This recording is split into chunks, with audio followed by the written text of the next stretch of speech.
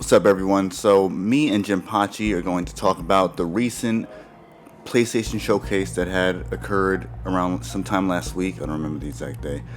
But we're not going to go over every single game that was shown or really a review of it. Just really talking about the games that were shown that piqued our interest and actually had something worth talking about.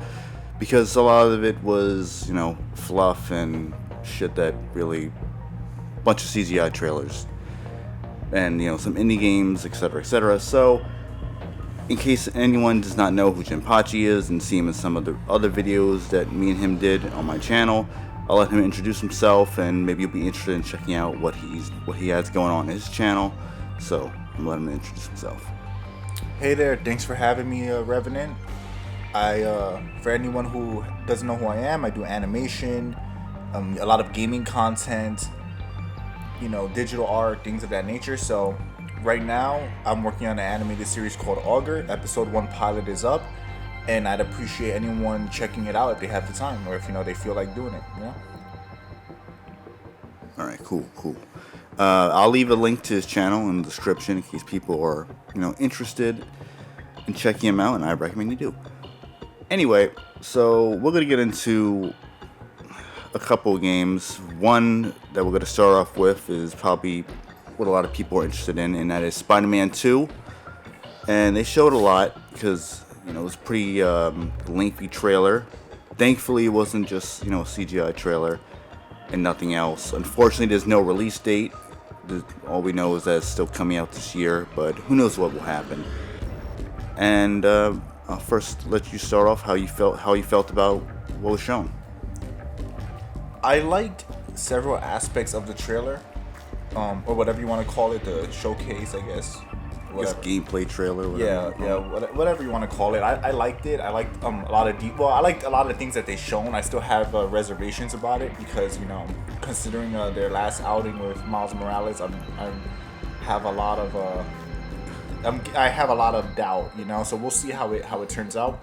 But it looks great. The gameplay, the combat looked more or less like what you would expect. Everyone focuses on the set pieces, but they did show a bit of combat with symbiote Spidey, and whatnot. So I think the symbiote suit looks really cool. I think it looks appropriate because it kind of reminds me of like a sea, like almost like a sea creature, like a squid or like a sea slug, or like I know it sounds weird to say, but if you look at like the texture of like a octopus or starfish or like underwater creature, that's kind of what the symbiote looks like, the texture of it, which I think is really cool that they probably used a real world reference for it. Yeah, it definitely did look like a living creature in the suit. It almost looked like it was breathing. Yeah, the way it was moving around is like almost like it was like breathing somehow, like oxidizing or whatever you want to call it. Yeah, it looks really cool. How do you feel about I guess like graphics and everything? Does it look like a PS5 game to you? Like visually? Honestly, it looks really good visually. I can't really say whether it looks like a PS5 game or not, only because like right now that doesn't mean much saying does it look like a PS5 game, because a lot of the games that are that we're looking at now on PS5, they haven't maxed out what the PS5 is capable of. So a lot of the PS5 games just look like, more or less like kind of like enhanced or later PS4 games. Yeah, that's true. If that makes sense. Yeah. It looks good though. It doesn't look bad. I think it looks great, and it looks acceptable. Yeah, definitely. Visually. It looks really good visually from what's been shown here. I don't know if there'll be like any type of downgrades to it. I mean, I doubt it. At least nothing like, It looks crazy. good. I would say it looks good. Good. It doesn't look bad. It looks like a current gen game. It looks AAA. It looks bright. It looks colorful. You could tell that the design of the game isn't focused on solely photorealism, but making it look like a comic book world. Like it's very high saturation, which I kind of like. So I think it looks. I think any gripes I have with it aren't related to gameplay and graphics. My concern would be the direction of the story. Where they're gonna go with that. What are they gonna do? Because if you're a comic book fan and you know who Miles Morales is, it kind of makes it to me. It seems like at some point Peter will end up dying within this series. Maybe like in the final game. I don't think he's gonna die in this game, by the way. But maybe for like the final game in the series, like Yeah, the third one, and then maybe whatever. after that, it'll all be Miles from there. And also, possibly. yeah, exactly. Or it'll be a major plot point that Peter dies. I also don't like. I mean, and I know that he has these powers like in some of the comics, the electrical powers. I believe it's called Venom in the comics. His like quote unquote Venom, whatever. Okay. But I don't remember. It's been a while because I was never a big fan of that character. But I kind of feel like it cheapens Spider-Man that you have like another Spider-Man that can turn invisible and has like electrical powers, and then the other Spider-Man's like more bare bones. So I guess on a personal level, I don't like there being more than one Spider-Man. Mm-hmm. I feel like that, and I understand for a lot of people that's a personal gripe, so I get it. I guess you feel like it cheapens it. I just feel like it cheapens it. It's like, if you have like a whole bunch of people with Wolverine's powers, it's like, all right, well. Yeah, and it's definitely not the same thing as like Green Lantern. No, it's not. Yeah. No. But some people will probably try to bring up other superheroes and try to defend, Miles Morales and shit like that. Like, oh, well, they got all these Green Lanterns and shit like that. Because it's not the same thing. It's not. But also, or even like Batman. It's like you Yeah. could wear the suit, but like Batman's a specific character. He's Bruce Wayne. Like he's such a specific. So much is tied to his identity as Bruce Wayne that it's kind of weird when you have like other characters become Batman, because it's not the same. They're not a billionaire orphan who traveled the world and trained, and the only way you're gonna replicate that is by literally copying it. And then what's the point? Yeah. But anyway, I understand that's a personal gripe, so I don't think anybody.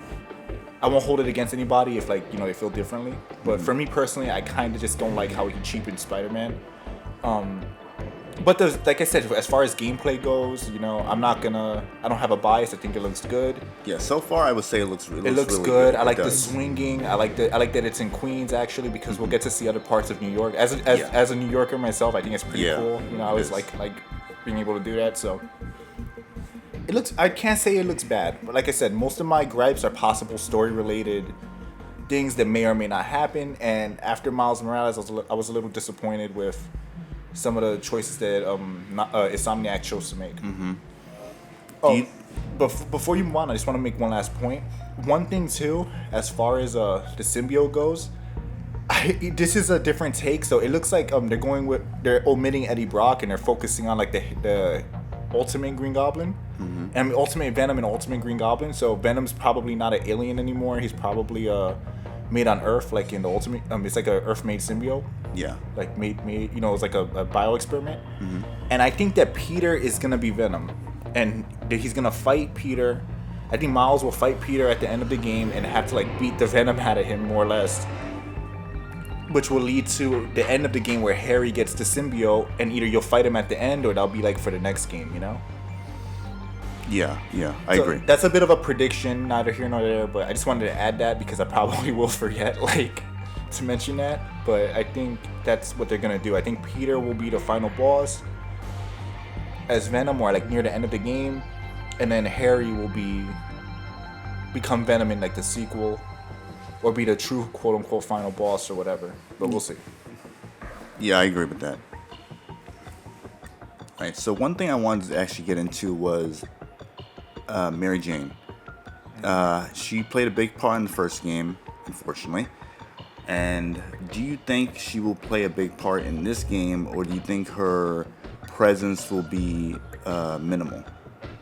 I think she'll be in the game. I don't think she'll be playable anymore. I think they might just totally get rid of that and focus on having her be a major part of the story, but not exactly like a playable character where you're gonna have to sneak around or do whatever side objectives. I feel they might have learned their lesson with that, and especially since now you have Miles and Peter as playable Spider-Man. If she does have a playable part herself, I'm pretty sure it'll be very short, or maybe like a set piece kind of deal.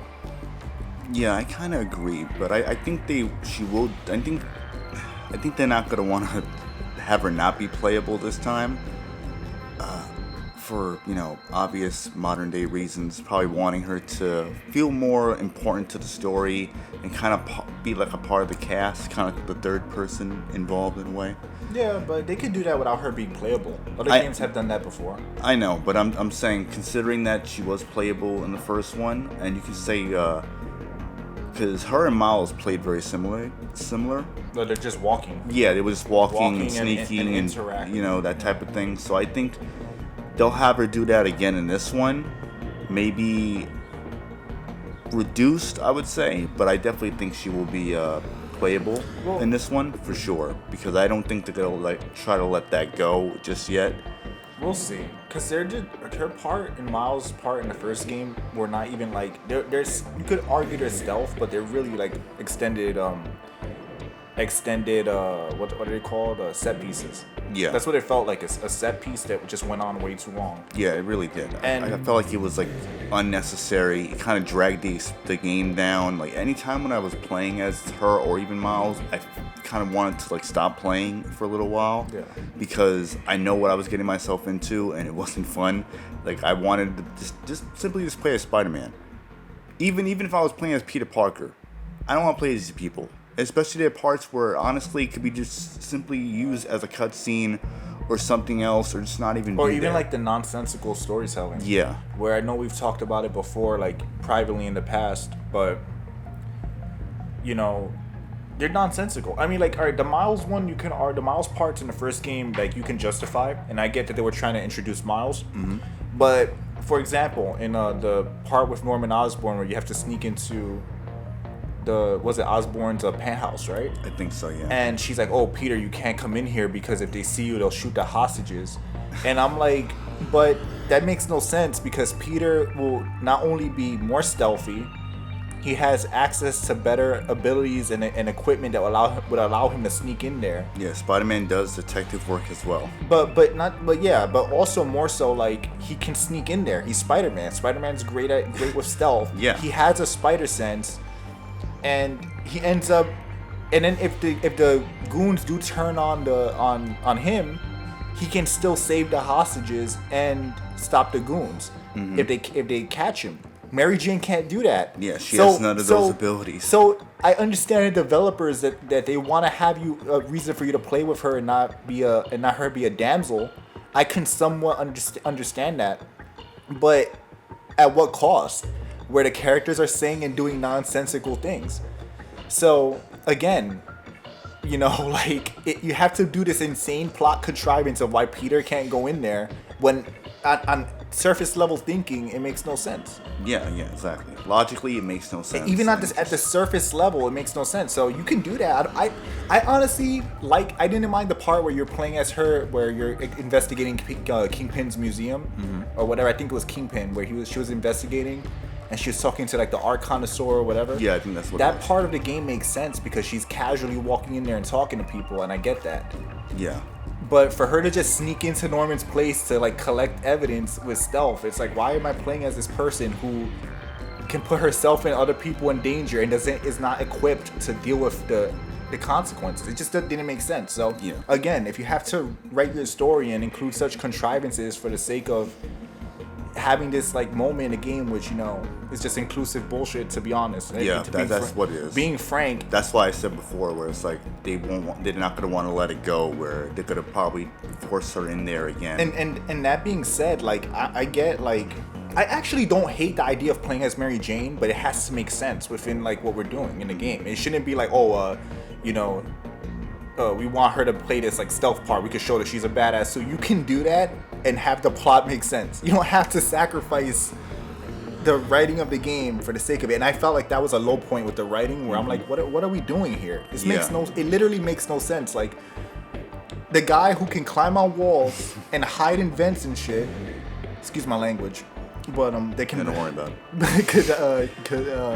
Yeah, I know I curse like a sailor in private, Yeah. but he can actually not only fight the enemies, has a better chance at hiding, and is also a genius with unrealistic gadgets. That guy who can do all these things, he's not the one who needs to sneak in there. The person who can get herself and others killed and not be able to do anything about it, that's the person who should be doing this. Yeah. But then he ends up still coming in and saving her.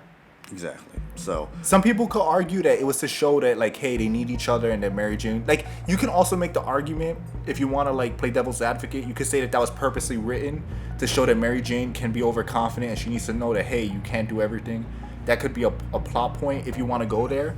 But it doesn't matter. In the end, it's nonsense. And to have that in there just for the sake of playing as Mary Jane is useless. Yeah, so I to sum it up, hopefully they don't have her playable. I'm not against her being in the game because obviously it makes sense she would be in the game.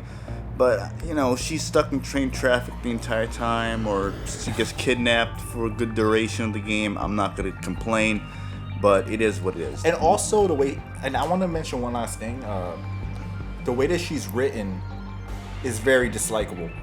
All right, so how would you say that she's like, you know, not a good character, like not written well? How would you further elaborate on that real quick? Because, you know, people would assume that it's because she's a woman and all this other shit. That I'm gonna name, first off the top of my head, I'm gonna name numerous characters that are not damsels that work great, and I'll give great examples. Black Cat. Right? I mean, granted, you had to help her in Spider-Man, the DLC, but she's an independent character that's pretty good. Wonder Woman's great. What's her name? Catwoman. You know, Poison Ivy. Talia al Ghul. Like, you can write a competent female character. And Rogue from X-Men. Actually, Rogue was one of the best parts of the old X-Men movies. Actually, she had the most dynamic character arc, in my opinion, in the first series of movies. The point I'm trying to make is that when you have to make a character that's snarky and disparages other characters around them, it makes them dislikable. Because if there was a male character that was part of their friend group that was doing this, it would be more obvious of how annoying and basically shitty that character is. Yeah, so people would rightfully call it out as being a shitty character. Or at least say they dislike it, yeah. You know, so with Mary Jane's such a great character that it's like the only way they could write her where she's not a damsel is to say, hey, all right, now she's a snarky, uppity douche, basically. Mm-hmm. Whether they know that or not, that's what they created. So, yeah. You know, I don't, like I said, I don't think, I don't dislike Mary Jane. I just think that she was written poorly. I think she was written, they were so focused on making her like non-dependent on Peter and Spider-Man, it makes you question why they were even, why would he even go after her? Why would he go so hard for her? He would probably just be like, you know what, fuck this bitch, I'm gonna find someone else. Yeah, play other like, people in it's just like, what redeeming qualities did she really have? Yeah. You know, so again, I get it. I get why people might take that a weird way, but there's a good balance out there, and these people don't know how to do it.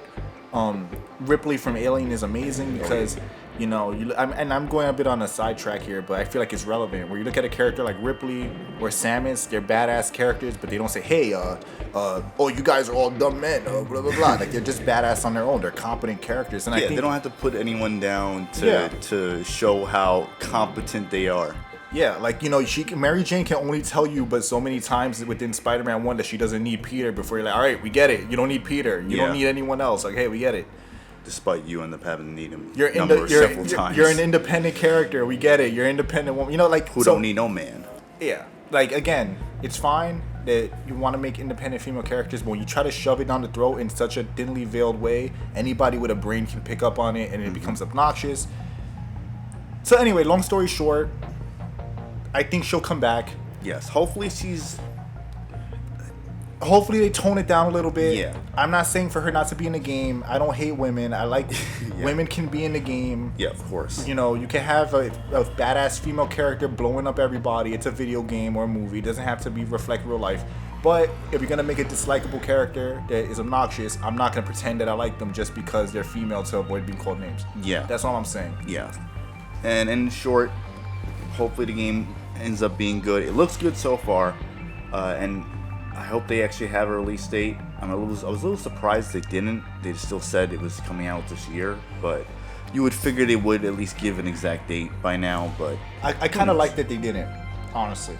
I mean, I'm saying if it's ready, if it's ready. If they're having trouble, then Well, the reason why is because when you put a date on it, people have all these expectations of like, oh well, when's it coming out? When's it coming out?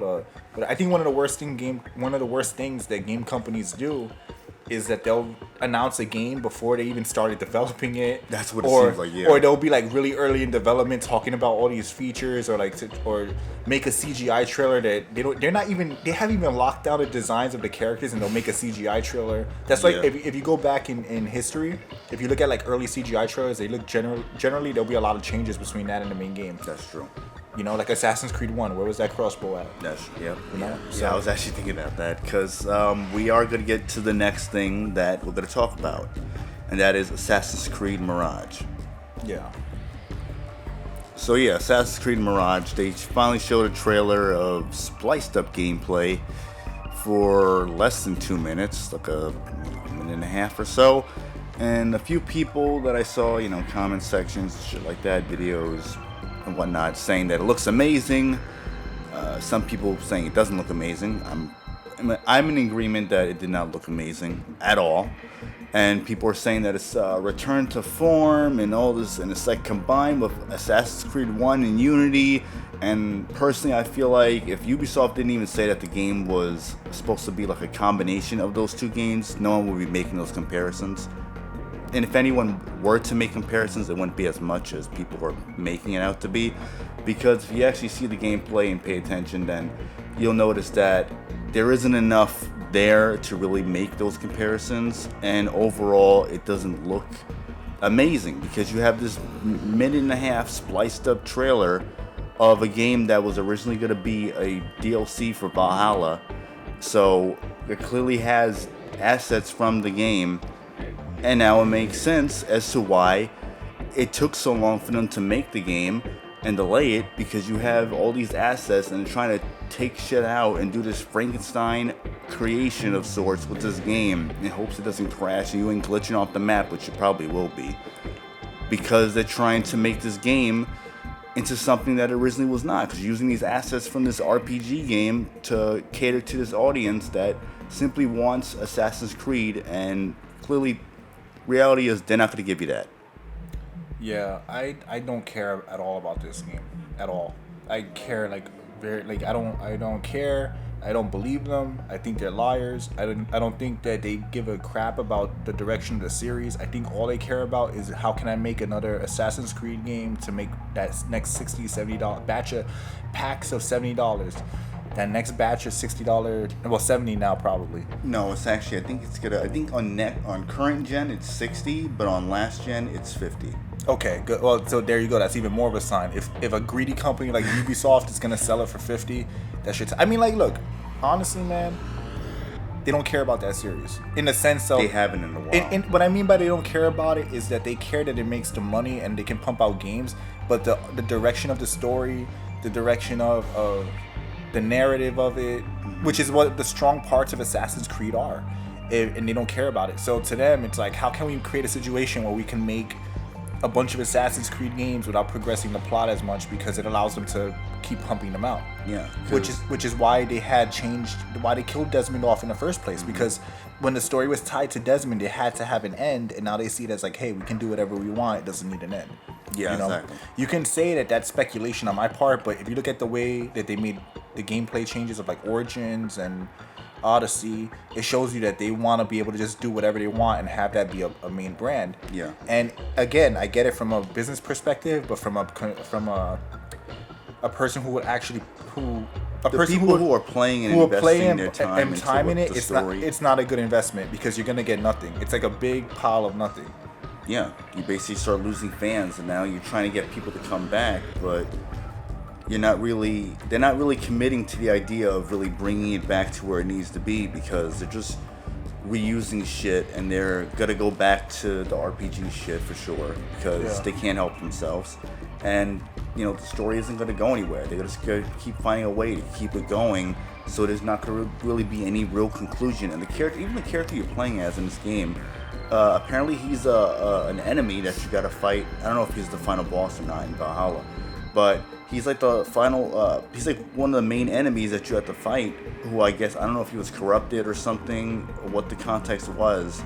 So for whatever reason, I guess he betrays the assassins or leaves them or whatever. Yeah. So it kind of like, all right, why would I?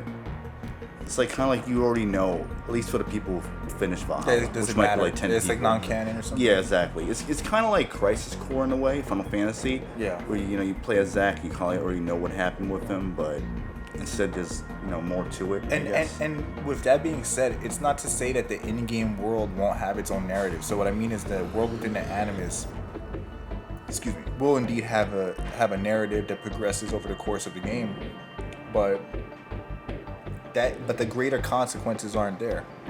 So in a way, like whatever happens within the game, like the Animus world doesn't matter. Yeah, it doesn't. It doesn't matter because the real world is just gonna be an infinite nothing. It's like The Walking Dead. Like, what's the direction? Nothing. You can say, oh, well, the drama between the characters in each episode, but it led to nothing. Yeah, it led to nothing. There's no greater consequences. There's no greater story to be told. Yeah. So, I guess the verdict is, what do you say about this game? So, Assassin's Creed starts with 3 letters, right? Uh-huh. You know what those letters are, right? Yeah, I do. Yeah, that's how I feel about it. but like, honestly, I'm in agreement. I tried Origins and Odyssey. I tried to give them a chance. I wanted to have hope. I kind of had like that, that mindset of like maybe it's not as bad, or maybe this might be a good direction. Maybe it's more than what I think it is. And then you realize no, it's just they don't even know how to make really good RPGs, even for that matter. Yeah. So it's just Witcher 3 clones. And it's bad. It's like bad, like Assassin's Creed fan fiction of some kind. So yeah, the game I don't think it's gonna be like anything amazing or great. It may be decent for some people, but I don't know. I don't really have much hope for it. So I'll just say my final thoughts on it that I hope I'm wrong. I hope that it turns out to be like really good. And then I can be wrong, and then I can say, all right, maybe I'll pick the game up. It's actually turned out to be good. So when I say this, it's not because I want any of those things to be bad. Yeah, me either. I know a lot of commentators are criticizing, oh, you just want to hate the series. So I just want to say I actually was really into it, and I've become jaded over the years because of the reasons I mentioned. So that being said, I hope I'm wrong. I would love to be like, all right, I can finally give a crap about an Assassin's Creed game. Finally, Ubisoft actually did listen. And they can dial in the story. I don't know how they're going to dial that in with that Layla Hassan stuff they had going on. But hey, if they can manage to do it somehow, even better, Yeah, I agree. And also, at another level, like Assassin's Creed, Ubisoft with Assassin's Creed represents that whole get excited for next product. Yep. Games by committee. Like if there's one game series you can point at and say this is exactly what the gaming industry has succumbed to. Like Ubisoft hits all the nails on the head. They hit every single step of that. DLC announced, game being buggy, broken games on release, glitches galore, series with no direction, not knowing what genre it wants to be. Yep. Like all those little things that have played gaming, Ubisoft's Assassin's Creed perfectly what's the word? It's a perfect representation. Yeah, it's the perfect combination or proof or whatever you want to look at it as. It's like the face of that trend, Yeah, I agree. So again, like I said, I don't care about it. First 3 letters of the name say how I feel about it, but we'll see. If I would love to be wrong and eat my words and get to actually play a good Assassin's Creed game again. Yeah. Best case scenario would be it actually is good and is. And then we both look dumb and they actually really turned it around. That would be the best scenario. Yeah, it would be. Definitely would be. Because then the game will actually have an Assassin's Creed game worth playing. Yeah. And again, also this is my opinion. So if you like it, then it's fine. Yeah, it's nothing wrong with liking it. If you like it, good for you. But I just think it's ass. I think it's been ass since 4, and even then 4 was pushing it with me. But anyway, whatever. So we're gonna move on to interesting game that I was not expecting. I remember when we were watching the showcase together. We, not me, but You thought it was Sekiro 2, but Yeah. it turned out to be a new game called Phantom Blade Zero. So it might be a Souls game. I don't know. I hope it's not. I hope it's just a straightforward action game. It doesn't even have to be like open world. Actually, I don't even want it to be open world. I'd rather it be like linear or like at least like hub areas where you kind of like move around a bit. But I don't want it to be like this big massive open world that would just be full of nothing. Ironically, you mentioned Sekiro. I think Sekiro is a great example of how to do a game that's somewhat open, but it doesn't feel like truly open world. Like there's a sense of a bit of discovery, but it's not really like open world. You know what I mean? Yeah. Like you could argue it kind of is, but it's not to the extent where like, all right, you're in a barren wasteland doing whatever. Like every part of the game is focused, certain enemy types. There's a boss here, a boss there. It's kind of linear, and then if you go off the beaten path, you'll find like hidden bosses or hidden items and There's stuff. a lot of so- verticality, and you can just discover new things. I think and that's the different direction ways they to should go. approach combat. Yeah, I agree. Like instead of like just a lot of these games are open world for like no reason, and honestly, like having like a linear game with some minor exploration is kind of like how the old games used to be back in the day. Yeah, most of them are like that Like too. they're really like like they had like some openness to them, but they were pretty straightforward. Yeah. It wasn't like you So- would get lost or anything like that, or Yeah, they were like yeah. encouraging you to like explore like far distances or anything like that. And it was cool because then I remember in Sekiro, I fell into that like burnt building, and then there was like that guy covered in wraps, and he was like some crazy boss out of nowhere. I thought that was really interesting. But Yeah. yeah, and also the reason why I thought it was Sekiro because I remember I had started watching it.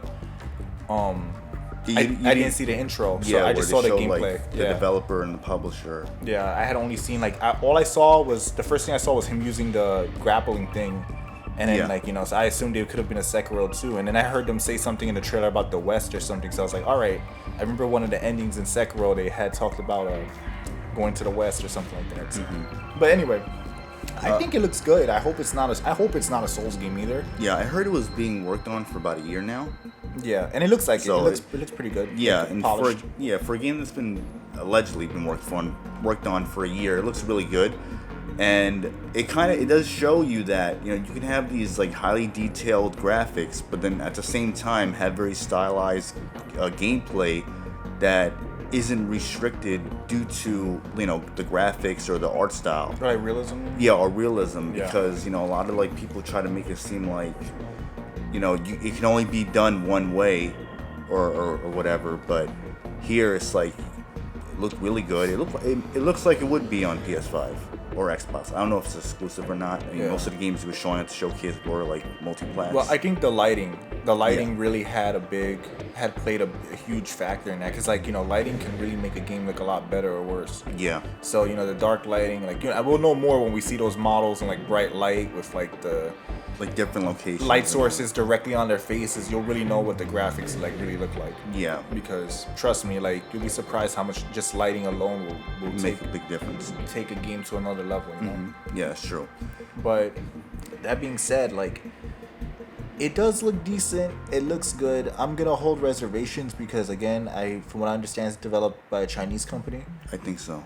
and that has all kinds of like, what's the word? Like I want to say ramifications, but like maybe ramifications. I don't know. It has all kinds of like questions that you need to ask, because if it has an online component, they're gonna be collecting that online data, right? Yeah. And that might seem harmless, but remember that China, I believe all the Chinese companies are tied to the Chinese government. They have a direct hand in every single company in China, down to like even like content, curating certain things. So they collect personal data. So who knows, man? It's a little.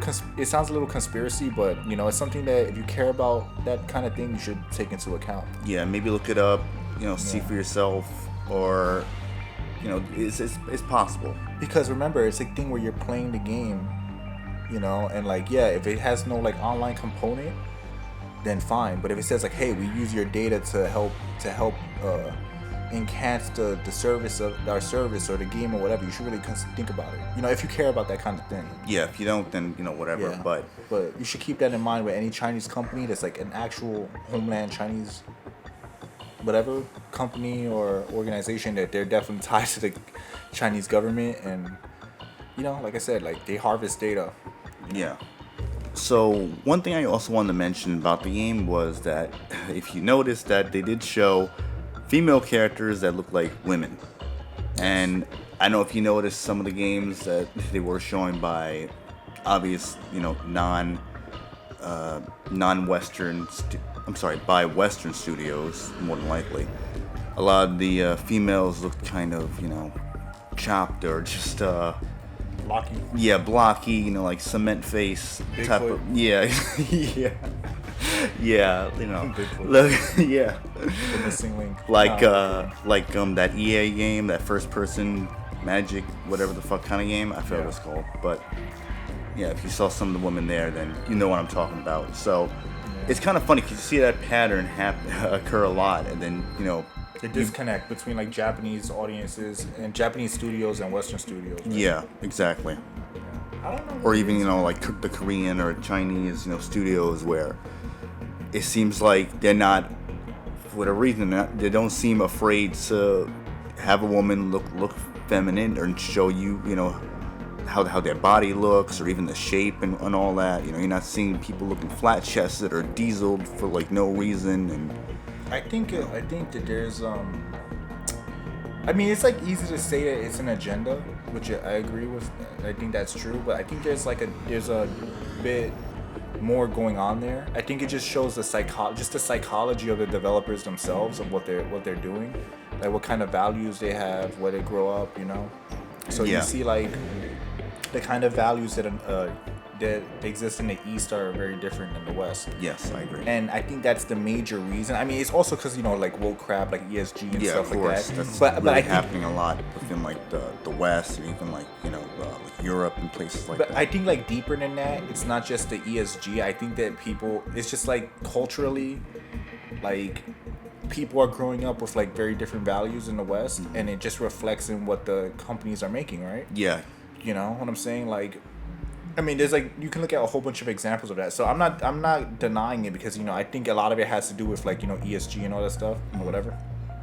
But I think that like it's kind of like somewhat rooted into the way people think now, and I think that in a way it's almost like involuntary for a lot of people. It's not like so much a conscious choice, but more like it is a conscious choice, no excuse, but it's almost like involuntary because they've been conditioned to think a certain way. So no matter, in their eyes, what they're doing is the right thing. Even though it's not. In my opinion, it's not. But they think that, and that shows, and that's actually why I have hesitation with a lot of games now, because you thinking about the people that like leave colleges and whatnot, that are And what they're being taught. and that they're going to art schools and they learn and they're being taught by their professors, and that's, if you think that's not going to trickle into the design of characters in games and stuff, like that's highly unlikely. Or even the writing and all that. Yeah, So I think a lot of that definitely does play a factor. I mean, I'm not saying I like it, and I'm not excusing it. I think it's awful, but my point is that I think that the problem is a little deeper than just ESG. I think it's like the people themselves are. Yeah, I think it's what they're being taught and what And they they actually to be- believe. yeah. I agree. So, and I think that the values and how they're being raised up and the differences with the culture definitely plays a part in that, and that's why a lot of times you see people where, at least me, for example, I use myself, where I like those type of games where, because of there is a difference, and it's not the exact same thing as like what you would get with a Western game or anything like that. And I feel like it can definitely get annoying when you're seeing people like they try to like dictate what it's like a Japanese company is trying to do with the characters. Like do what you want to do and leave everyone else alone. And I think that's part of the issue, where when you're looking at that kind of thing, that it comes to a point where, all right, like you have like different schools of thought on it, but is it like about at a certain point you have to think about it, like, is it about inclusion, or is it at a point of sticking it to other people because you want them to feel something, you want to annoy certain groups of people, or you want certain people to feel like is it out of spite? Like, it's like, example, if you go out of your way to make a character that doesn't look traditionally what people would consider attractive or whatever, like more like a Japanese developed game, where they don't look very feminine, they look whatever. If you're doing that just because you don't like that other people like those characters, then that to me is a terrible reason, right? Because now you're trying to stick it to people and it's spiteful and it's made with some hatred in mind, like some deeper what's the word, like it's like a projection of deeper things, deeper, like their insecurities, or saying like, hey, I don't want you to be able to look at this, not because you care about the characters that you're making looking a certain way, but because you're trying to punish people that like that kind of thing, right? Like, hey, you like Bayonetta, well, this time she looks like this.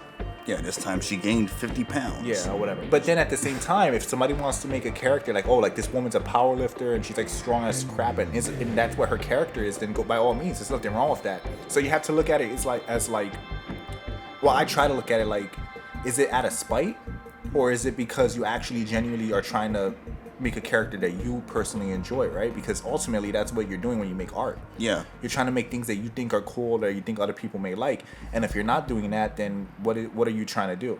Exactly, yeah. And then if you're doing that and I can pick up on it, why should I respect your artistic choice, and why should I be nice about it when I know why you're doing it? Yeah, so that's kind of the thing. It's like people pick up on the reasoning as to why, because they kind of make it obvious that the reason why they try to do it, especially their reaction towards any backlash towards it. So the gist of it is that I hope like a lot of these like developers, whether it's Japanese, Chinese, Korean, wherever, that they stick to what their vision is, and not try to let anyone try to like hijack or infiltrate what they're doing and what their vision is, because a lot of people, they enjoy what they create for a reason. They like the differences between what you get in the West opposed to somewhere else in the world. Exactly. I mean, like, imagine the criticism was the other way around, and Japanese developers are saying, listen, why are you making this? Like, we don't even want your games over here if they're gonna look like that. You gotta add a little of this, and that. I'm pretty sure, like, if the shoe being on the other foot, they'll be like, oh, this is wrong. You can't inflict what you want over there on us. It's a different culture, whatever. So I think that a lot of people, they can't see past their own biases. And again, if you want to make a character that's like some bald, like 300-pound woman, but that's actually a character that you personally think is really cool and genuinely believe that, then go for it. Yeah. But if you're doing that because you don't like that there's a Japanese schoolgirl character or whatever, Japanese, whatever, like Bayonetta type character, and it just pisses you off that they exist, then to me, like, you need to really look at yourself. Yeah, I agree. But on a different point, though, what do you think about the gameplay? Do you think that it's gonna have like a higher fantasy element, or you think it's gonna be more like kind of like Ghost of Tsushima, where it's like somewhat grounded? Somewhat. I think it will be somewhat grounded, but as you like saw in the gameplay, he's like going from like one enemy to the other, like kind of like mid-air, sort of like that type of thing. Like it feels very like action oriented, kind of like Devil May Cry. Yeah. But what I mean by by fantasy, do you think there's gonna be like spirits, like demons, like oni and stuff? Yeah, I think they showed that, like fantasy. Yeah. Really, I thought he was only fighting like regular soldiers and stuff. No, I think they showed other things, like other type of enemies. So. But were they like supernatural? Like were they like demons and stuff? Could you tell? I don't remember. I don't remember exactly, but okay. I'm pretty sure it will. It seems it's gonna have that fantasy element of like different like demons and shit like that going on. Because Ghost of Tsushima was like you were fighting like the invaders, but they were like more like regular like people. And by regular people, I mean like like they were still fantasy because it's like a video game. Yeah. But they weren't like monsters or anything. They were like grounded. Yeah. From what I can tell, from what I can remember, it seems like you gotta have like spirits or like different like otherworldly enemies. Yeah. It kind of makes sense. And the game is called Phantom Blade. Yeah. It is called Phantom Blade. Yeah. But I guess we'll see more and we'll know. So hopefully they it doesn't go missing for years after this. Which it probably will. Yeah. I kind of have a suspicion that it might. Will it actually come out? Yeah. So I hope it at least. They show more of it. I doubt they'll show more of it this year, but maybe like sometime next year, they sprinkle in some information here and there. It's not just like, all right, here's a trailer, wait a couple of years to actually get at least an update on it. So hopefully they show more of it and keep it coming. And there's actually a release date, maybe sometime next year. if we're lucky. So that would be great because it actually looks really good. I know we kind of got sidetracked because I had brought up the female thing and whatever, but it does look cool. It does look really cool. But it really does. It looks really good. You have to just look at the other factors, like will it come out? Yeah, I hope this isn't just like some fake shit or whatever. Yeah. Something that just never becomes a thing. It gets canceled. Yeah, because are we gonna be waiting until like 2026 for whatever for the 2030 or some shit? I mean, alright, 2030, but yeah. So we'll see. We'll see how it goes. It looks so far at the base level, what they showed looked pretty good. Yeah, I would say. All right, so we did see Final Fantasy XVI and the trailer for it. I guess like a story trailer. And the game, I think, is coming out next month, sometime. I think late next month or something. They didn't say anything about a demo or anything like that, which I think they were going to have one. I don't know if they're still going to do it or not, but regardless, they had a trailer for it. We already know a good chunk of information about the game, but considering I didn't make a video about it, talking about it in any way, shape, or form, and so I figured like this could be a good time for at least both of us to kind of give our thoughts about what we've seen of the game overall so far, and not just about the trailer necessarily. Because it's not like what they showed was like brand new, like we never seen the game before. So yeah, I'll quickly say that I like the setting, I like the look of the game. I like how the combat looks. Hopefully it's, still retains some RPG aspects of it, and it still feels like, Final Fantasy like, I guess you can say. Yeah. It still has that like feel and look to it that resembles Final Fantasy, despite it being, the combat being very heavily action oriented. And that it's complete, it functioned, it works, it's not a repeat of Final Fantasy 15, which doesn't seem like it, considering some of the people had talked about the game and had mentioned that the game is in good, the development is going well, and it's gone gold, which basically means that it's ready and it's complete, and it should have a smooth launch. So hopefully that is the case, and we got a complete game, and it ends up being overall a really good Final Fantasy game, because it looks like it could be. I just hope that it doesn't lose its identity while doing so, which it might. I don't know, but because I'm sorry, I'll let you finish. No, I was gonna say so far it looks really good, but there's a few things that I'm not kind of iffy on, I guess. Because overall, I am looking forward to it. It looks really good, but yeah, there are a few things that I'm a little iffy on. But I'm gonna let you just. Well, I kind of agree with your point of I hope the game is good and that it plays well and it functions properly. It definitely looks like a good game. Is it going to be a good Final Fantasy game? Is it going to be a great game, a phenomenal game called Final Fantasy in name? I know it's kind of weird, but I think you get what I mean. Because if we're talking about their identity, they've kind of already somewhat abandoned that, in my opinion. Yeah, it's been really back and forth. I feel like they're but I feel like they've just totally shifted. I don't think it's even been back and forth. Because if you really look at it, after 13, they kind of went with more of an action route. You can argue 14 and was obviously more RPG. Well, yeah, it was an MMO. Yeah, but I mean, honestly, they've abandoned that identity. I don't think they really want to do that anymore. They want to have these. They want to do what the other developers are doing, which is these large set pieces. Crazy cinematics. I think they always wanted to do that. Yeah, they actually had stated that they kind of wanted to go in that direction. Because if you look at kind of why 10 played the way that it did.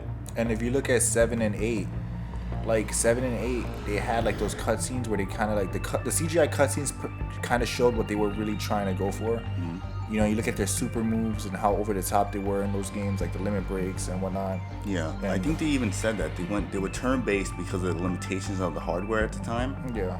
So I don't think it's that they dislike turn-based. I think it's just that they're finally at a point where they can do what they really want to do. Yeah, they can go all out with the action. So I guess the game looks good. It looks interesting, but there are some things that make me feel all right, I'll give you an example. The gun hell part, bullet hell. Yeah. Where you're what was it, Phoenix? I think it was Phoenix, and I don't remember who it was. Yeah, they was firing it at. Yeah. And I think about it, I'm this is a Final Fantasy game. Mm-hmm. This is a Final Fantasy game. Like, do I really do it? Like, are the things that I like about Final Fantasy directly tied to the gameplay elements, or is it the art style and like the world building that they do? Yeah, exactly. Because I do feel like that with what they would have been showing, it does seem like it puts into question like how much of an RPG it's gonna be, and how true to the series it's gonna be. Aside from the crystals playing a part in the story, and there being the summons, the icons, or what the fuck it's called this time around.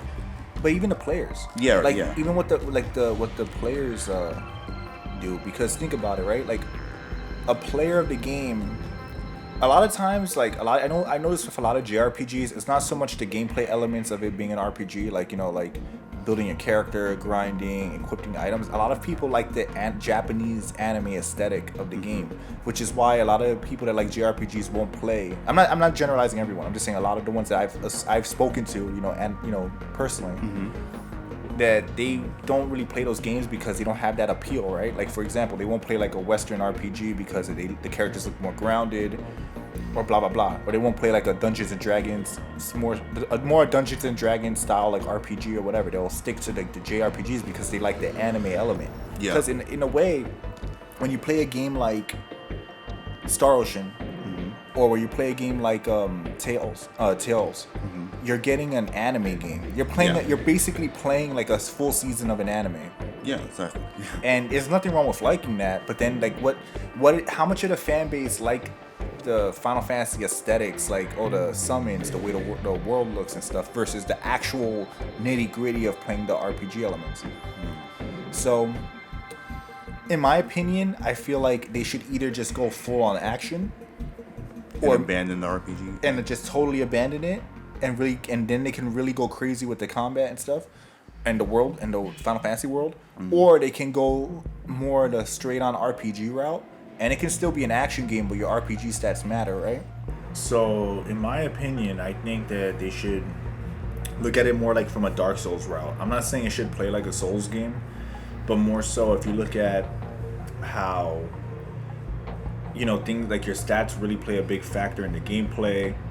Certain magical attacks have certain properties. It's still a true RPG. Yeah. And I think that if they go that route, then it makes sense for it. But looking at how the game is how the gameplay looks so far, I would say that their best bet for future games is to just abandon it entirely, because it's not an RPG. I don't feel like it's a real RPG game, in my opinion. And that doesn't make it bad. It's just why try to do both when you can just maximize being an action game and really go all out with the style, When you can just be great at one. Kind of thing. And I think most fans now will accept it because people are still excited for 16. I think people, to be mad that you can't to be mad that certain RPG elements will be missing, and how shallow they really are.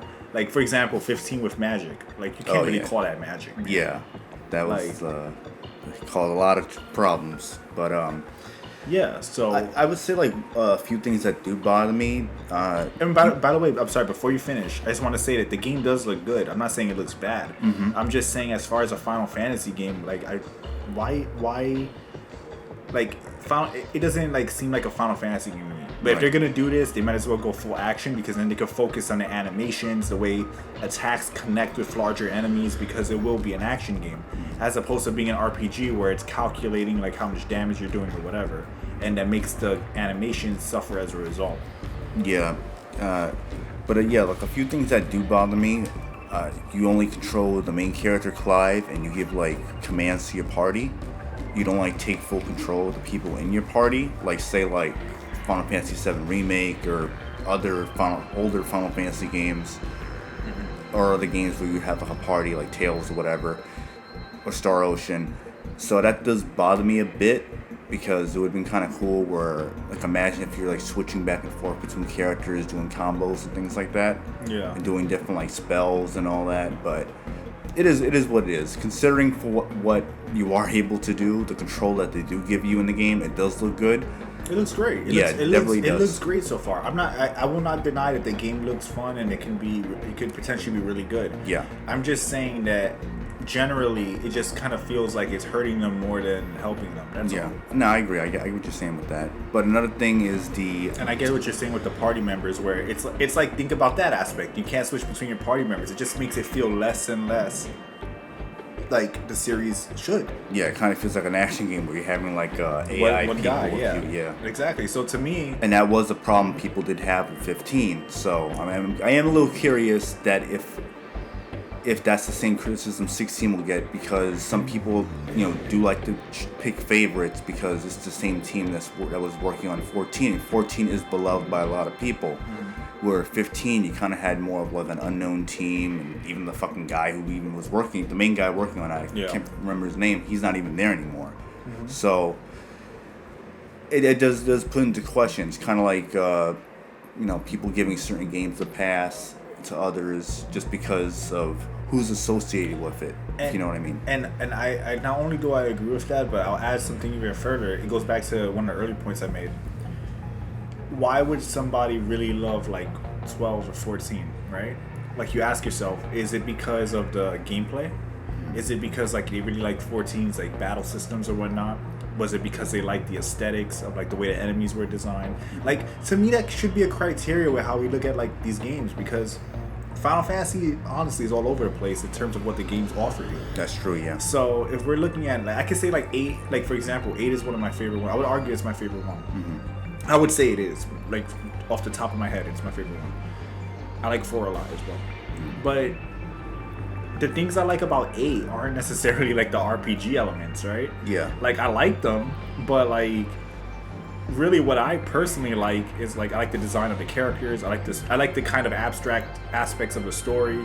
I like that it kind of had like a grounded and somewhat of like a grounded look, but still had like really like anime fantasy vibes to it. Yeah, definitely. I like the over the top special moves and stuff. But I also did like the RPG elements in that game, because I found the draw system to be interesting, if not broken. The junctioning and drawing was broken, but I liked it as a concept. It was very different at the time.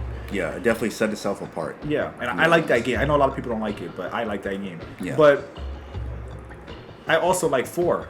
And that's a totally different game, right? And 4 is like more of a traditional RPG. So I look at it like, what is it that I particularly like about the game and each one in the series? And I think that kind of plays a factor into how 16 will be appreciated by the fan base. I think that's why the fan base is so divided, because somebody could love Lightning as a character and think she's cool, but the game might not be up to par with the standards that they have for what the gameplay should be. Yeah, that's actually a very good point. So I'm thinking that with 16, it looks like a great game. Definitely. It looks cool. The graphics look beautiful.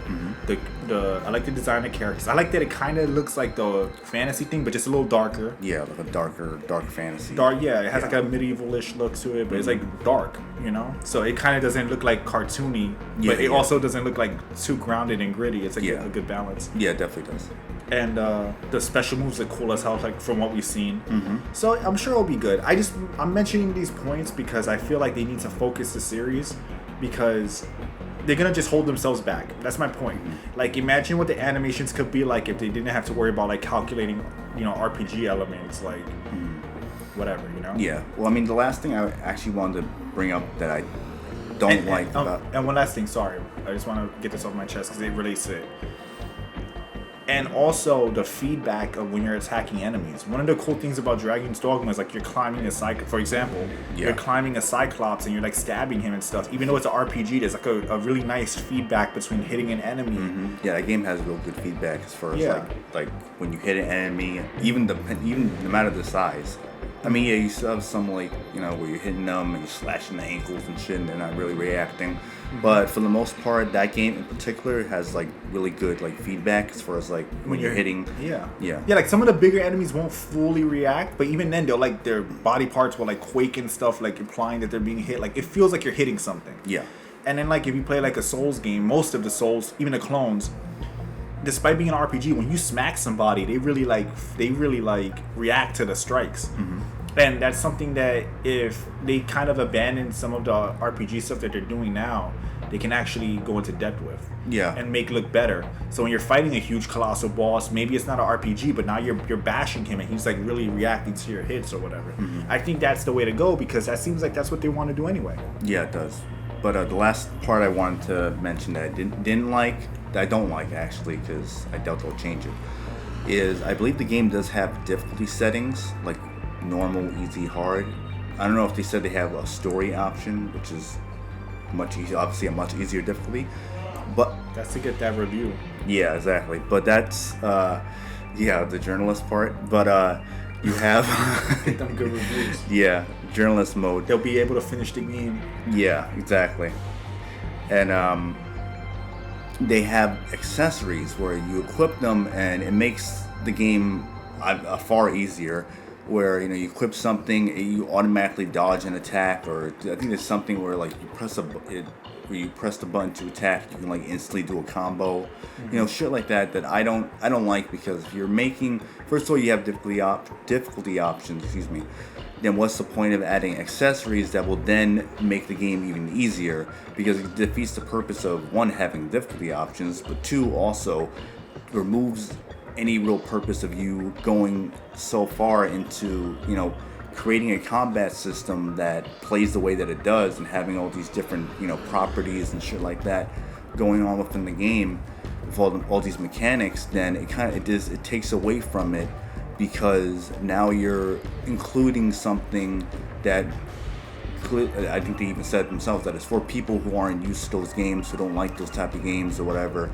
And my thing is, why should you even be catering to people who don't play those games, who aren't familiar with those games? Because as far as I know, and I know you know too, back in the day, you play a game, you usually would know what you're getting yourself into, and if you don't, you found out real quick what type of game it is, and you would have to know that you have to get better at the game, or otherwise you're not finishing that game. Yeah, and that was like a thing for me when I was a kid. I remember like old games, like even like I mean, it's pretty old now, but like I don't like, it's kind of crazy to even consider it old, but like GTA Vice City. Like when I was a kid and I had beaten that game without cheat codes, right? Like, or anything like that. There were no crutches.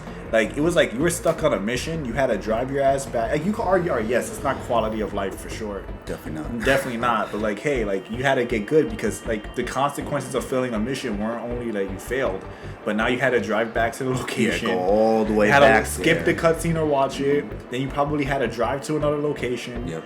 Then whatever. So I'm not saying that that's necessarily the best way to program a game, but I think it like conditioned people to like work harder. Like even Tekken.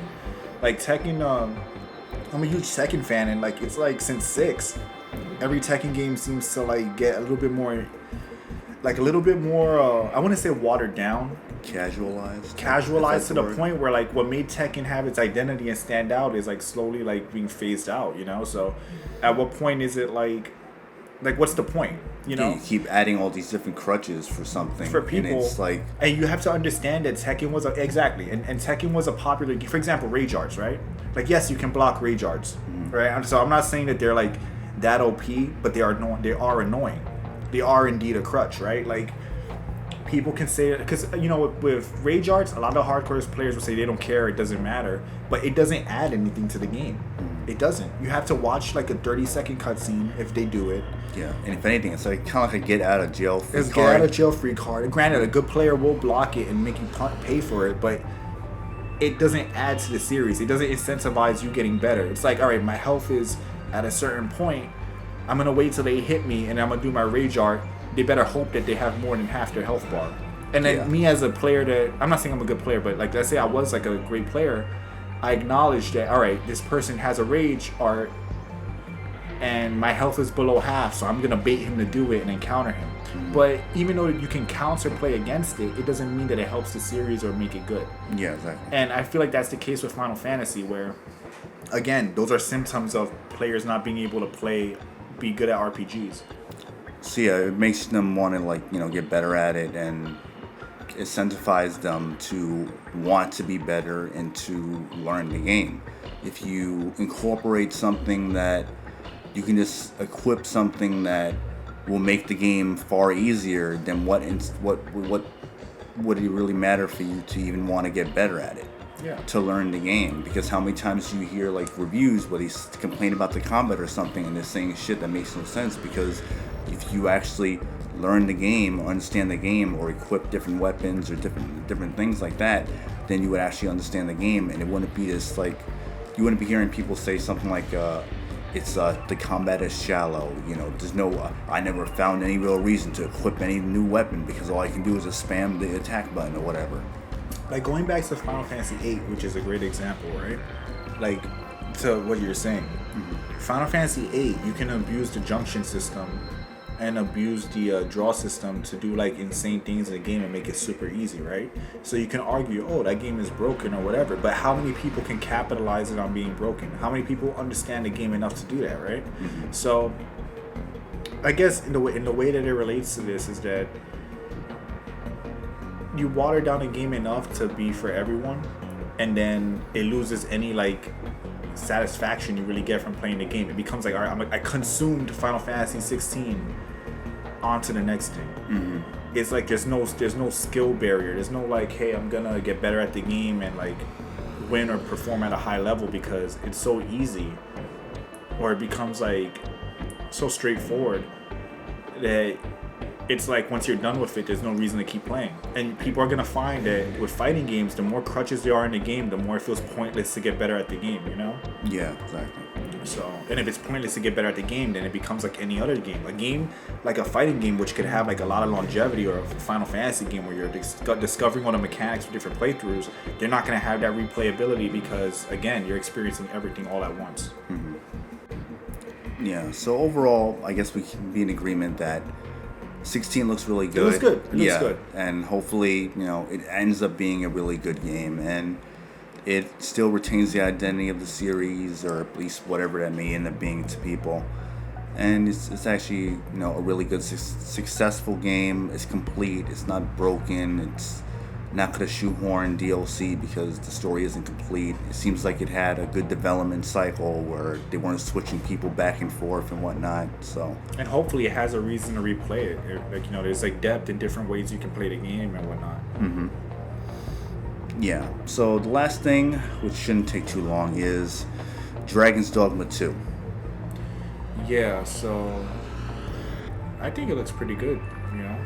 Yeah, like, definitely does. And by the way, with all this stuff, I would say like even like saying what looks good and what doesn't look good, I have zero hype in the sense that I'm waiting for these. I'm not saying that to sound cool, but I have to wait for the games to come out. I'm not pre-ordering any of this stuff. I'm not gonna get any of this stuff day one. Like, I think it's very important that you calculate whether the game is what you want, and don't just blindly buy it because they're showing you, you know, these trailers that look good. Yeah, because again, Final Fantasy looks great. Dragon's Dogma looks great, Phantom Blade looks pretty cool, and Spider-Man 2 looks pretty cool, but then how many times you buy these games and then they'll bamboozle you or do a bait and switch and all these kinds of things. So I think it's important to not be one of those people that's hype, and you can have your eye on it and be interested, but understand that, hey, you might not like be interested, but understand that, hey, it might not be what you want it to be. So to you know, what's the word that people say? Like, be mindful, be cautious of, you know, what it... Temper your expectations or whatever. Yeah, because what you want it to be may not necessarily be what it will be, and I guess. And like I said, like, Final Fantasy 15 looks great. 16. I'm sorry, 16. Yep. Had a little slip there. But Final Fantasy 16 looks great. But, again, on release, it might just be, like, some, like, really linear experience, or, sure, we don't know how it'll run. Or Spider-Man 2 could have all kinds of weird stuff in there. Like, the combat could look good on the surface, but then when you play it, you're like, all right, whatever, you know? So, yeah. It's good to just, I guess what I'm saying is like, temper your hype. And just it's good to be interested, but don't, like, you know, act like all these games are like, this is going to be the best thing in the entire because universe. you set yourself up for disappointment, you know? Yeah, how many people, like, hyped up, you know, I'll use an example, Final Fantasy 15, like it's going to be like the best thing ever, or even like 7 remake, or, you know, whatever game it is, and it ends up being, yeah, it's good, or maybe the other one may be disappointing, but, you know, to really claim that it's like, it's going to be like, you know, one of the game of the century or something, then it ends up not being that. Yeah, For most people. Exactly, and then that's when you get like that corporate slave stuff where like they needed to be good because they were so hyped, they pre-ordered it or whatever. Yeah, it's like they have to be right. So you have to be right no matter what. Like when you don't think like that, you can't understand that hey, something might not be what you expect, and you will have less bias to having to defend it no matter what. You know. Yeah, but there's nothing wrong with being excited for it. Most of these games we're talking about, we are excited for. I mean, Assassin's Creed, not so much, but ass. But we can end up being wrong with what we feel about it. So, and in a perfect world, it would be. It would be great for all these games to blow our minds and prove a lot of naysayers wrong. But in the case of Dragon's Dogma 2, the trailer, there was no like actual gameplay, I guess. I mean, a lot of it was like trailer shit, whatever. It looked cool. It looked really good. You saw some gameplay. You did see gameplay, but there was no HUD or anything. It was like edited, spliced together and whatnot for trailer purposes. I get that, but from what they did show, it looked really good. They have looks like a beast race or something like that now. Okay. Yeah. So it actually looks pretty cool. It looks like it's in the same universe, like the same I don't know what you want to call it, city, Grand Soren, I believe it was called. Mm-hmm. So the pawn system is coming back. It looks like it's more of what the first one was, but just like a little bit better, just more detailed. I think it's gonna be a time skip where if they do keep it in the same region, maybe like hundreds of years have passed or something. I hope so. I hope there's some advancement within like the world and everything. Because that would actually justify the city looking very drastically different. Maybe new buildings were built. Maybe several generations of people had lived in there. So then the city could justify it looking different. And I don't think they're going to build the exact same world again. Obviously not. So I'm pretty sure it's going to be either a time skip forward or a time skip backwards where it's predating the original Dragon's Dogma. Yeah. But overall, it looks really good. And we had mentioned before about the feedback that you get from hitting enemies and all that. Yeah, a lot of games have not done what Dragon's Dogma has been able to do since the first game. So that does say a lot. And the creativity involved with the gameplay. Exactly. With mixing abilities and having your pawns do certain things. I hope that they really give more lines to the pawns though, so they're not repeating the same thing every time. Yeah.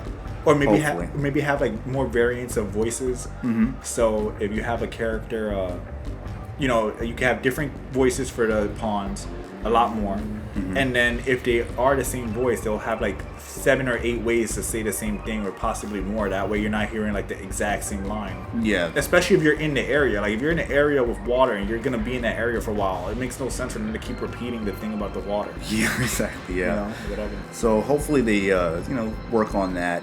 And bring back the character customization where you can customize each individual body part. Yeah, I believe because I like that because then you can really truly build the kind of characters you want. Yeah, it's pretty deep when you think about it. Yeah, you can make like a beefy, burly upper body build character. You can make a really thick looking female. Mm-hmm. Yep. You can make your character obese, but then like real life, everyone's different. Some people are really built upstairs.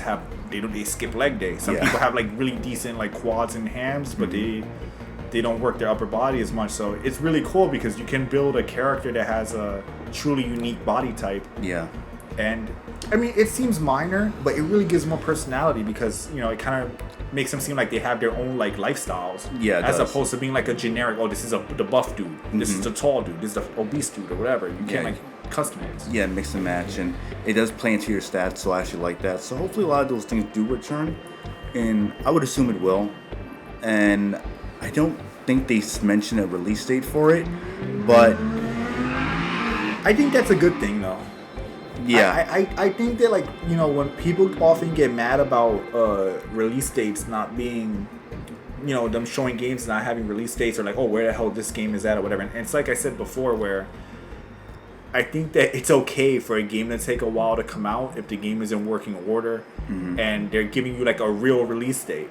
I'd rather that than say, I'm waiting for this game. When's it going to come out? When's it going to come out? But again, that's my psychology to it. I know everyone thinks differently. Everyone has their own levels of how much investment they have in what the next game they're going to play is. But for me, I just try to look at it as like, hey, the game's going to come, eventually. Yeah. And hopefully. And I don't need to play the game tomorrow, because needing to play the game tomorrow is one of the reasons why corporations force these games out when they're broken. Yeah. I'm not blaming the consumer because it's also on them, but it's mainly on them. But it's also a factor of like, oh, these fans have been waiting for Cyberpunk for 8 years, but the game's not ready yet. Well, you announced it 8 years ago, so you better release it now because we can't take any more bad publicity. That could have all been avoided if they just kept their mouth shut till they had a working build at least. Exactly. So to me, we know Dragon's Dogma will come out. Enjoy the games you have now. And again, like I said, everyone do what the hell they want. This is just like my opinion. I'm talking about myself, right? I'm basically talking to myself. It's like, wait for the games to come out. Finish that backlog. Do other things in the meantime. Like the more you go into like excessive hype is when you become more of like just to consume next thing. Yeah. And that's part of the reason why the game industry is the way it is, in my opinion. Yeah, that's fair to say. So overall, you would say that Dragon's Dogma, from what little we did see, it looks great. Dragon's Dogma looks great so far from what we've seen, Mm-hmm. and I want to see more. I'm interested. Yeah. So 3 out of the 4 games we mentioned, I'm interested in. Yeah. I think what was it? 5 games, just 4, right? Spider-Man, Assassin's Creed, Dragon's Dogma, Final Fantasy, and Phantom Blade. All right, so 4 out of 5 games I'm interested in. Yeah, me too. Same here. So it looks good. So it's not a negative thing. Like I'm very interested in what they showed, and as of right now, things look like they're going well. So hopefully those games all release and are all fun and good. Yeah, and as on a side note, hopefully Xbox shows real good games. They look really good. They look like they're finished or actually doing well, and people get what they want. They get good games, and everyone pretty much is happy. Yeah. That's what do you think? And I mean, I know this might be like a topic for another video, but you have any theories of what they're gonna reveal or show or? I would like for them to show Fable actual gameplay if it's not canceled. Even though I don't really have any really high hopes for it, but I'm just curious to see what it looks like. Like what they're gonna do with this, like how they're gonna go about it. Like what would they morph the IP into? Yeah, exactly. I think hands down they're gonna announce another Gears. I think so. Yeah, they'll keep that going. They may announce DLC for Halo or Halo something. might be like have like some kind of enhanced version or like some like other things that like make like you said DLC or whatnot, or maybe like DLC as in like how GTA 5 does DLC where it's like a borderline expansion. But yeah. I think they'll also show Starfield more like gameplay of it, since it is supposed to come out I think September of this year or something. I think they're gonna reboot Doom. I don't know. I'm not saying they're gonna show that for this maybe a JPEG. JPEG. But I don't think they're gonna show it this year. I think they're gonna reboot it. Because after Eternal, the way it ended, it's like, what do you do with the story? Yeah. You basically did Doom 1 and 2 again. And then now it's like, all right, are they gonna like redo like a horror like Doom 3? Are they gonna like follow that progression, or are they gonna reboot it and do something totally different? Yeah. So I think don't like people. I'm going off on Doom because of Bethesda.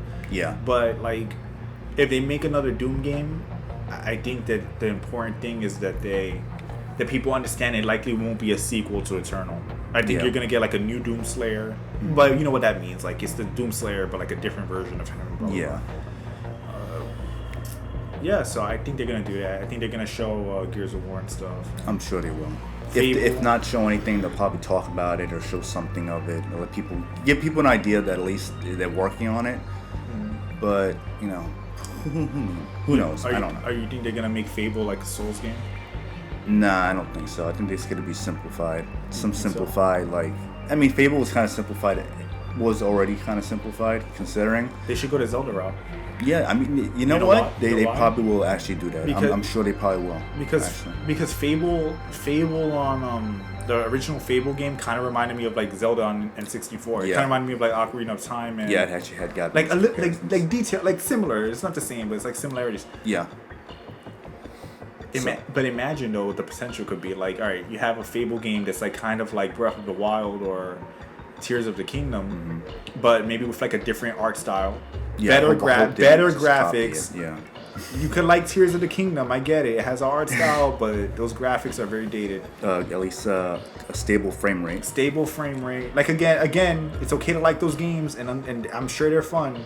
I'm sure Tears of the Kingdom's a lot of fun. I don't have it. Got to call for what it but is. 30 frames, $70 is unacceptable when a game also has that visual presentation. That's very, my opinion. very cheap art style, to be honest. It's not like it's sub is it sub 1080? I think so, yeah. Yeah, so there's no reason for it to not be 60. And anything, I'm sorry, but anyone who's excusing that is the art style could look like that, but 30 frames for that unacceptable. Yeah. You know, whatever, like unacceptable. Yeah. But anyway, beyond the point, they could bring back Fable and have it play like kind of like Tears of the Kingdom does, or from what I've seen, or Breath of the Wild. Yeah. And then have like maybe a better art style, and have it that you create your character, and now you're in an open world making decisions. Yeah, that affect your character. So hey, I didn't save this guy. Negative karma. You start growing devil horns and stuff. Like I think that would be really interesting. Yeah, that would be nice. So. And maybe like depending on and this is like I said, I'm saying these suggestions that probably will never happen, but probably not. Likely not. Unfortunately. But imagine you make in different points of the story there are time skips. You know how you age within Fable. So now you have a time skip. All right, you were a bad guy. Maybe the world reflects that you're bad. Yeah. So now you see like more like hellish looking structures, like more like demonic looking environments because your negative actions affected the future. Yeah, that'd be cool. That'd be cool for them to do. Unlikely, I know it's unlikely. I'm just kind of like throwing out ideas that'll never happen, but that'll be interesting, and that'll be a good way to bring the series back. Yeah, that's true. But anyway, I think that's about it as far as everything, the games that we wanted to talk about, all that's concerned. Maybe we'll talk about the Xbox event if they show anything worthwhile talking about. But anyway, we're gonna head up on out of here. But hopefully you guys stuck around the entire time. Hopefully you enjoyed it. But I'm gonna let you do your outro and. All right. So thanks for having me. I always enjoy talking to you. You know, whether it be privately or in this format. You know, so it's always fun to do that. If anyone's interested, check out my animated series Augur. You can follow me on IG at Beard King Art. I post a lot of updates and like art in general on there. My channel Jenpachi, I do a lot of gameplay, a lot of Batman Arkham gameplay. Just different games or whatever. But mainly, I'm really working on this animated series. It'll be non-woke, no bullshit, no political BS. It's just gonna be fun. Women will be sexy, lots of action, violence. You like John Wick or like Max Payne, that kind of like vibe and feel. A little bit of Batman animated series mixed in. Feel free to check it out. If you do, subscribe. And thanks for having me again. Once again, appreciate it, and hope everybody has a good day. Yeah, definitely. So, with that being said, we're gonna head out. Hopefully, you guys enjoyed it. Let us know how you feel about this. Of course, work in progress, all that. We'll try to make this a little better next time. I gotta get used to StreamYards? Yeah, StreamYards. Yeah, I gotta get adjusted with that. That's kind of like the current thing to use. That's actually a little bit better. And yeah, now we could react live to do it live. Might be a little bit more a cleaner format. Yeah. In general, just less headache involved. Yeah. So I gotta work on that. But anyway, so we're gonna head out. Like I said. You guys have a good weekend, whenever you're listening to this, and thanks for checking this out. And until then, see ya.